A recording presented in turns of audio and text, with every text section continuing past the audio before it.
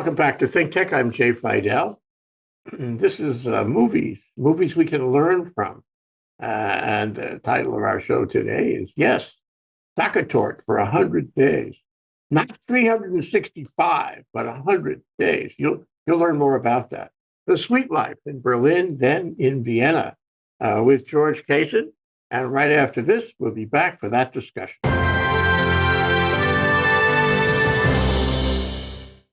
George, thank you for joining me for this very interesting review of this very interesting movie. I love this movie. I don't want to give you my rating early. We can get to that later. But can you give us the environment of this movie? It's very European.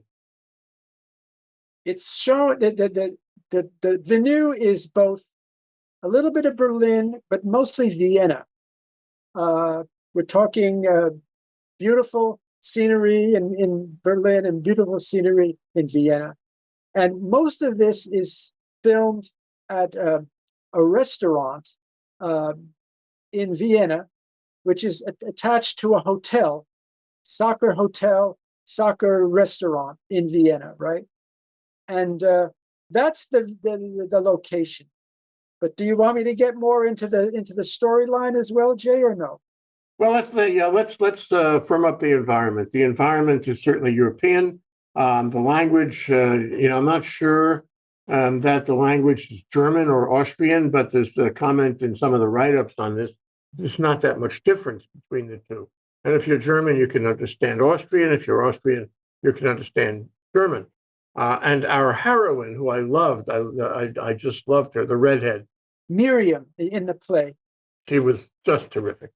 Anyway, when in the write-up, they were interviewing her about the language, and she was saying that there are very fine points of language in this movie, and it's really too bad that we weren't able to catch it. The difference in, the meaning of a word in Austrian and German. And she went into some detail in the interview about that. She enjoyed the fine point, the nuances of the two languages involved in the movie. Okay, anyway, so that the environment, it starts in Berlin and it winds up in Vienna, and it's all about a hotel in Vienna called the Sacher Hotel, and it's all about a special dessert that was invented in 1832, was a good year, by a substitute cook for Prince Metternich. You've heard that name, in 1832. And it just takes off like a shot from that. Okay, so let's talk about, first, let's talk about what a Sachertorte is, okay, and how it was invented and the role it plays in this very special movie. Go ahead. Okay. Prince Metternich, who was the foreign minister of Austria, 1832. He was having some foreign dignitaries there for a dinner, and the regular chef got sick and couldn't do his job, right? So they had this young apprentice, Franz Sacher, who was 16 years old, who had an ad lib pinch hit for the cook, for the chef. So on the spot, he thought up this chocolate cake, and it had to be something special. So what the prince said to him, "Don't humiliate me. I'm asking you for something special. These are special guests of mine. Do not humiliate me." Right, precisely. So this kid, for 16-year-old, he thought up this chocolate cake with apricot jam inside, right, which turned out to be so super that 100 and so many years later, 150 years, almost 200 years later, it's still known. That restaurant and that hotel is known for the Sachertorte. It's just. Let me add that if you drill down on this and you look further about the Sacher Hotel, and just a few doors down in the side of the hotel on that street in Vienna, okay, you can go right now on the web and you can buy a Sachertorte, and they will actually deliver it to you anywhere in the world. And the Sachertorte will go for 48 euros for a slice of dessert. 48 euros. something over $50 for a slice of dessert. But if you want a special Valentine's Day, which is coming up very soon, that'll cost just 65 euros. These guys are capitalizing, on the promotional value inherent in the movie, because the movie made this much more famous than it was before. Precisely, yeah. I was thinking of that too. This movie really is like an ad for both the hotel and for the tort. Like, because after that, you really wonder. Let me try. I mean, not let me try that tort. Even though, but that's the whole idea. So, but the storyline. You want to get into the storyline? Yeah, let's do. Yeah. This young man is in Berlin, and he stops at this food truck or whatever to get a sausage or a hot dog or something, I forgot, and a sausage of some kind. And online in front of him is this knockout, beautiful, dark-haired woman who sort of starts flirting with him, right, on the line, right? And she's just luscious woman, and he sort of gets smitten with her, and she sort of likes him too. So then they sit there, and she says to him, "What kind of sausage do you like?" So he says, and then she decides to order a different sausage for both herself and him. So they sit at a little table there by the truck, and she says to her, "I told you what I liked." And she says, "Well, I think something to the effect that you should try something different, try something new." So they really hit it off in that location. And she's getting ready to get on a bus to go to Vienna, where she lives. She was just visiting Berlin. Not modern day Europe. People traveling everywhere from capital city to capital city. No big deal to take this luxury bus from Berlin to Vienna. Besides, by the way, I have to interrupt you for one thing. Sure, Jay, do it. The other star, the redhead, Miriam. Okay. Miriam is ultimately going to be the love interest, and we'll get into that. Yeah. But Miriam is she's a plain folk, a Hamisher girl. Right. She's, just solid as a rock, sweet, loving, simple, lovable kind of woman. And I believe the actress is like that too. Okay. And it reminded me of a character in Carmen. Now, in Carmen, you have Carmen, who is very hot, exciting, aggressive woman back in the 19th century, maybe the 18th, back away, and she's the love of Don, whatever his name is, was the male lead. Okay. What's interesting about it is the Hamisher girl, who comes from Don's mountain town, who was the favorite of his mother, who was the sweetie, who he turned his back on so he could address Carmen. Her name was Michaela. It's a wonderful name. And Michaela is the name of the actress who played Nini, the beautiful girl who took the bus. And I said, oh, God, they got it reversed, because the redheaded baker woman, we get into that, she's the perfect example of Michaela. But the woman on the bratwurst line, she's really Carmen. Okay, so then what happens there? He asks for her phone number as she's ready to get on the bus, right? And just as she's taking down the phone number on his cell phone, which we all do these days, his boss wonders where the hell he is, because he's not at work where he's supposed to be, and calls him, and he picks up the message, and then it seems peculiar, but he loses her number as she gets on the bus, right? It's a modern statement of technology. Exactly. He didn't realize that if he took a call while the number was sitting on his phone, it would disappear. Exactly. And he's, by the way, he's a John Q. Everyman, this guy. Yes, He's so sweet, so simple, such a romantic kind of guy. But, he's never going to do much in his life except enjoy romance. That was the thing about him. And so he's not really too adept at using the phone. yeah, yeah, yeah. So bottom line is she gets on the bus and he tries to run after the bus and tries to find the bus, but he's not lucky at all. He flies to Vienna. Well, wait. Yes. Okay. All right. Okay. Go ahead. Ahead. So he goes back to his apartment and he's really upset because he really liked this woman, right? And his brother, who's in a wheelchair, and that there's a story from the actor too, why the actor's in a wheelchair in real life, right? We'll talk about that too. His brother and the brother's girlfriend or wife or whatever, they tell him, well, if you take a plane to go to Vienna, you can meet the bus on the other end, right? You can meet the bus in Vienna and then find her and then, and renew your, relationship with her.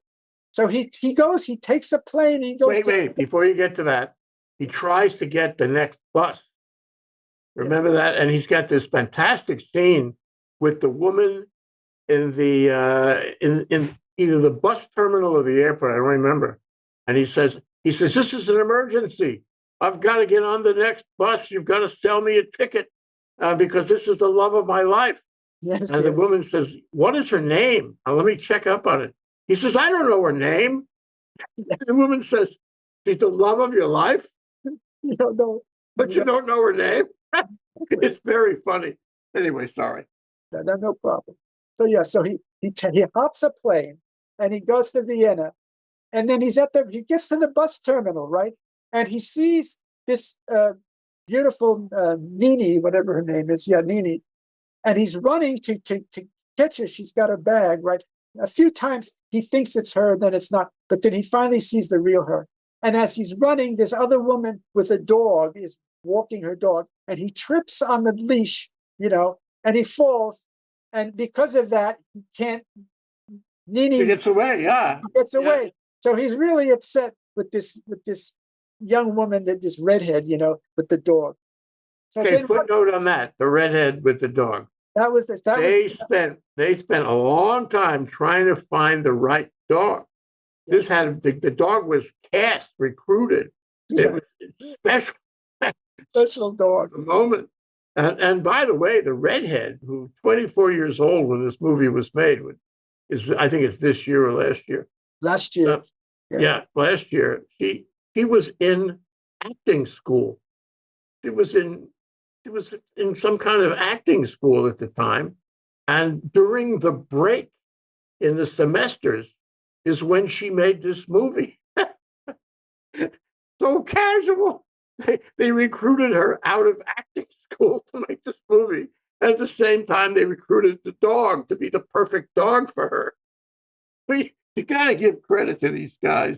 They were so creative. Everyone involved in the movie, so creative. Sorry, go ahead. One point that I mean, if you look at the actress in real life, she's much prettier. I mean, she's, they had her cut her hair and they had her gain weight to be not that, knockout attractive like the other one, to make it sort of like a comparison kind of thing. But big question here. When you first met her, she was, being a baker in a bakery around the corner and all that in Vienna. Right. You liked her, didn't you? I liked her. She was nice. She's a little bit Oishkowaffen, a little overweight, and she's a kind of frumpy. But I liked her immediately. And I said, this is the Michaela in Carmen. This is the Hamish, solid, like a rock type of woman. And I liked her. I said, this is better. That's what I said. This is better than the beautiful one at the bratwurst stand. That was my reaction. What was your reaction? I mean, I liked her, her personality, but I was still thinking, that he's still in love with the one at the stand, and she was, it wasn't an attract to me. She wasn't that attractive as a, but she was very nice, very nice and very genuine and whatever. But still, not really compared to the other, woman at the Rockwas. And little by little, she enters the frame. You know what I mean? The frame of this story and the movie. Little by little, she's there more and more and more and more. She sort of insinuates herself into his life little by little. And then you say, wait a minute, this is really happening. She's not just a frumpy baker. Exactly. Well, he walks into her bakery shop in Vienna.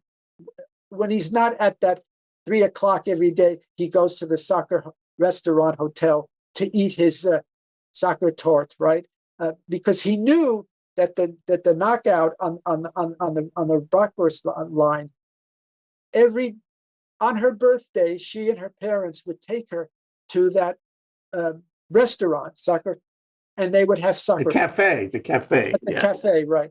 And they would have Sachertorte at 3 p.m. on her birthday. But he didn't know her birthday. He didn't know her name. He didn't know anything. That's all he knew. So he stayed in Vienna for 100 days. Getting back, he walked into Miriam's bakery shop just on a lark, and he said, "Oh, I know you." In his mind, you're the one whose dog leash caused me to lose that, getting the dark-haired woman, right? So bottom line is that's how it all started, and so that's how he got to get to know this woman again, the redhead, right? All these characters are so lovable, all of them. For example, the maitre d' in the cafe. Yes. His name is Schwartz. Fanny. The maitre d'. Yeah, Carl Fisher, Herr Schwartz. Yeah. Okay, and there's this woman, such a classy elderly woman who always sits in the same seat, and we find out more about her, and that I think she owns the building or owns the hotel or something. Yeah. And she's wonderful with that dry European, elderly Austrian kind of humor. And she and Schwartz have this thing going on, which turns out to be part of the plot. Exactly. When we first meet her in this movie, that actress, you love her. You want to spend time with her. What a character she was. And of course, she and what's his name, Carl, they immediately bond up, and she acts in this kind of motherly fashion to understand him. Exactly. And all the characters are just totally lovable. Yeah. Very interesting movie. So that that's with her. Her name is Fanny Swal something. The actress is Krista Stadler. Yeah, she was great. She really played that role to the T. So as you said, as the movie progresses, right, this Miriam starts to get more and more as part of Carl's life because he's by himself in Vienna. He doesn't have anybody else there. So she becomes closer and closer. And her co-partner or co-worker at the pastry shop is very upset with Carl because he's still in love with the dark-haired woman from the Nini. He's still in love. So then he starts doing things with Miriam. They go out to they drive out to get. I think she had something. What was she doing out in the way out? Finding potatoes or something. I remember. I forgot exactly what it was. Something for her shop, and he has to be back by 3 p.m. to the that cafe to wait to meet Nini, right? Yeah. Yeah, and he's been going there for 100 days. So he has this huge investment every day because that could be the day. And if he misses her, he loses this whole 100-day investment he made. Precisely. So the car breaks down. She's got this old VW, and he has to go and, relieve himself on a tree. And she shuts the engine, and then when they go back, he gets back in the car. She can't start the car, so the car is just dead. So he knows he's not going to be able to reach back to the cafe by 3 p.m. And he's really upset with her and starts screaming at Miriam, but why do you drive such an old rickety car? And she says, it's old. It's going to happen. So she gets she has money. Somebody stops by the roadway and she pays this guy on the roadway to take him back to Vienna so that he'll be there by 3 p.m., right? So lo and behold, 100 And days, she stays with the car. she stays with the car. This is a moment of crisis in their relationship. I was worried for her. A single woman on the road, you hear these kind of things all the time, something could happen, right? But And a very rural backwater road it was. Exactly. So she could be attacked or whatever. So he gets back and he's there, as you said, for 100 days. He waits for 100 days, 100 days, 100 days. And finally, the hotel director decides this story is very good to put it in the papers, right? To put it in, that people see this, right? So he takes pictures of Carl. And every day he comes in for a Sachertorte. He Exactly. always has the same thing. Right. Why? Because that the elderly woman told him this is the best thing in the house. You have to. So he does it every single day. It must have cost him a fortune. Right, with a melange coffee or whatever. Same thing. And that torte is expensive, so he's getting that every day. And then I think it was the day when he rushed back, and the waitress was really a character too, really good character actress. Yeah. Says to him, "You want another one?" Sachertorte says, "No, I'll have apple strudel today." Because I think the elderly, elegant lady said, "Try the apple strudel too." So he tries the apple strudel. He's really upset. And lo and behold, when this thing goes in the paper showing his face, this Nini shows up at the cafe well before her birthday, because it was only 100 days, but she said her birthday was August 25th or something like that, a Virgo, and it was still probably only after 100 days, so it must have been like March or something. And when she sits there, right, they talk face to face. And by that time, Carl, he's gone to ice skating and he sort of falls in love with Miriam, right? Which you never expect. You didn't expect that. And by that time, she's rejecting him. She's with other guys. She doesn't want to waste time with him anymore, right?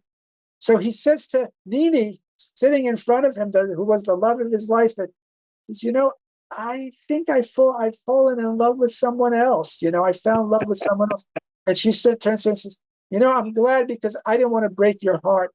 I've also met, since you never called, I moved on, I can't wait forever for you to call. And I've got a new love as well. And then you see this Johnny Depp lookalike in the window behind them. And he says, "Oh, you mean Johnny Depp lookalike?" She says, "Yeah."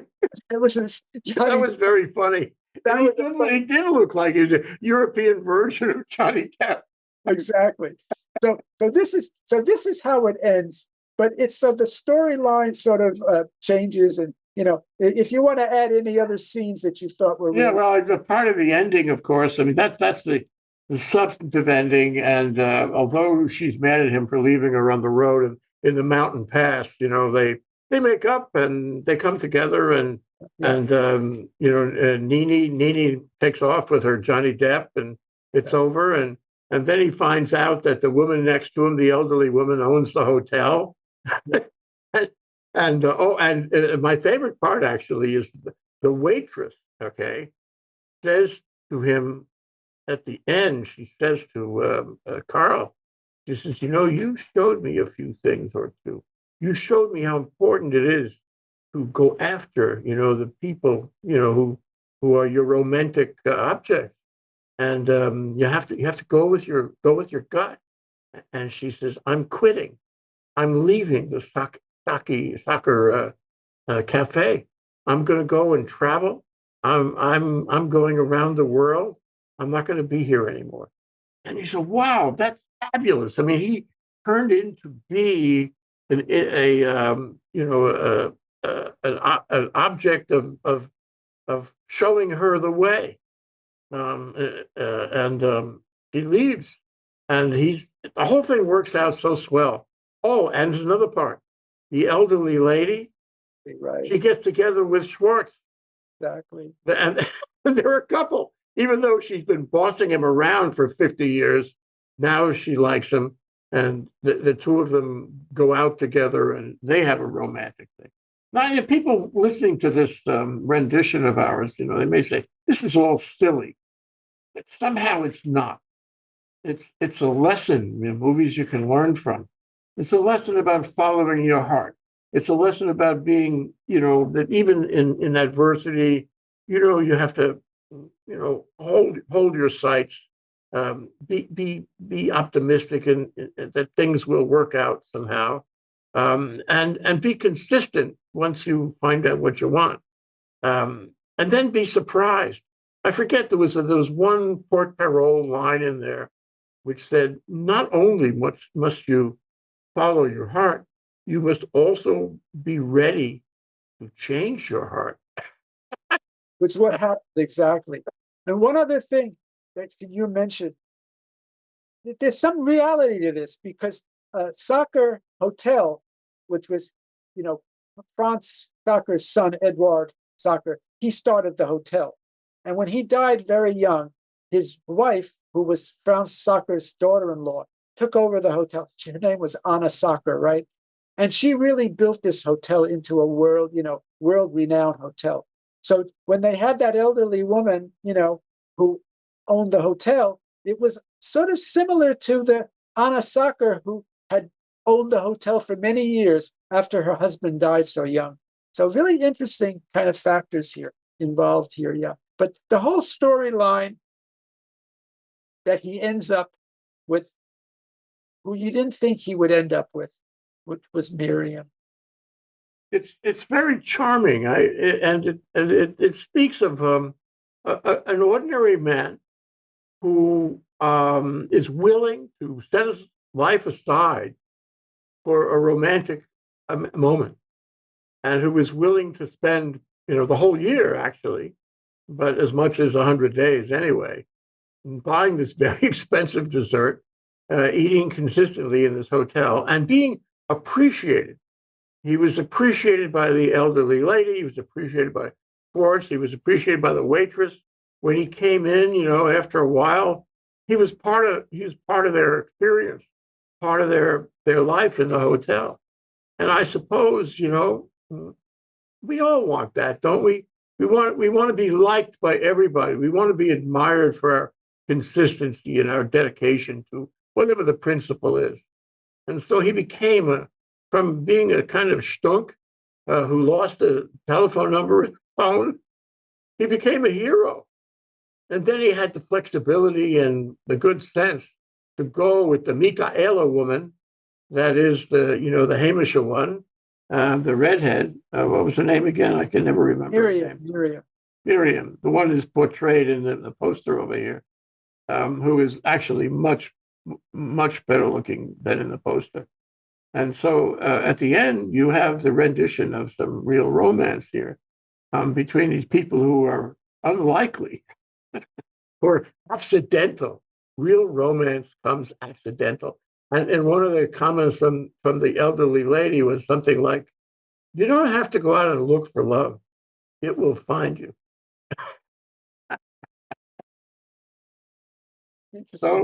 Interesting story. Yeah, a lot of wisdom in it, and a lot of admirable and lovable people in it. It's like a fairy tale of sorts. It's an Austrian fairy tale. Interesting. Very. Yeah.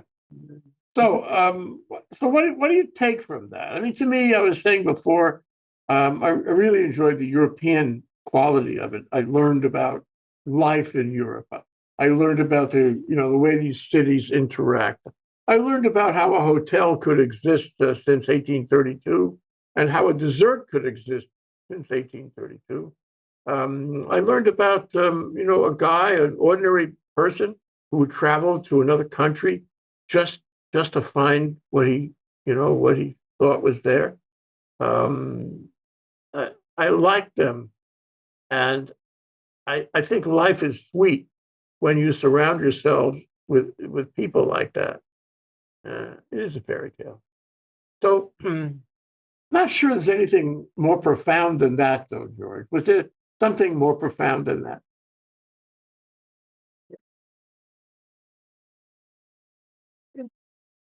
I have nothing more to say. It was just, just adding to what you're saying about the basics of this one. No, I thought for a moment that I would actually order the Valentine's Day Sachertorte for 65 euros and have it delivered to my wife on Valentine's Day. And they said they could. But I decided that 65 euros was really not within my budget. That's exorbitant. And I wonder where's it going to come from? Is it going to come from Austria? And then, how do they Exactly, yeah. I mean, that's a little confusing. Made in the restaurant, in the hotel there. I mean, how do they keep it, cold or whatever? I'm just concerned. Who knows? Dry ice, who knows? Yeah. What dry ice maybe they. So what would you give this? So you and I have, we've evaluated a lot of movies, all kinds of movies, really. I mean, they're all over the map. And this one is different, really, than most of our movies, except that we have done more than our fair share of food movies. We always seem to go back to the food movies, in this case, dessert. So anyway, considering all the movies we've done, some of them harder to take, some of them more profound, some of them more romantic. Where do you put this on the scale of 1 to 10? I like this movie. I mean, not as much as some of the others that I really, really liked. I would say 9.5, nothing negative. It's just that it doesn't reach the same crescendo that some of the others we've reviewed. So I'll give it a 9.5. And I'll let you decide where. I wouldn't disagree with that. I think it's right there in the same place. I think 9 is not enough. Yeah. I think 10 is maybe a little too much. When I'm sure you read the same kind of review material I did, I was very impressed with the way the Austrians made this movie, how they handled the issues, how they handled the actresses, and how they handled the dog, and they threw it together in almost no time at all. I guess that's one lesson. You don't need 2 years to make a movie. If you have the right people, the right script writers, the right directors, you can make a really wonderful movie in almost no time, and they did. So I'd be in the same camp as you, George, 9.5 or so. And we should find other movies like this, not right away.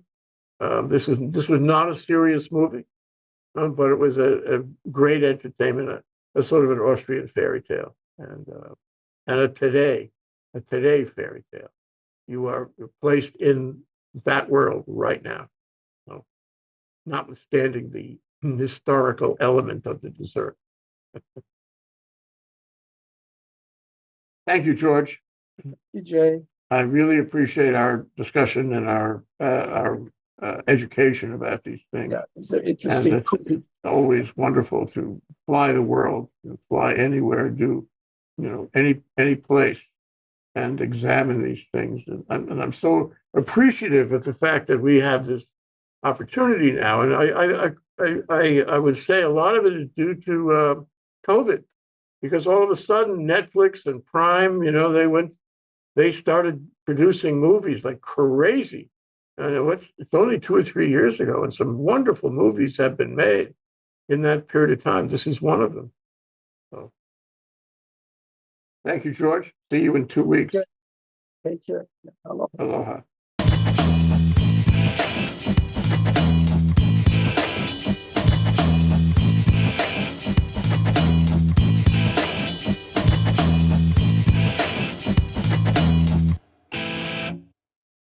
Thank you so much for watching ThinkTech Hawaii.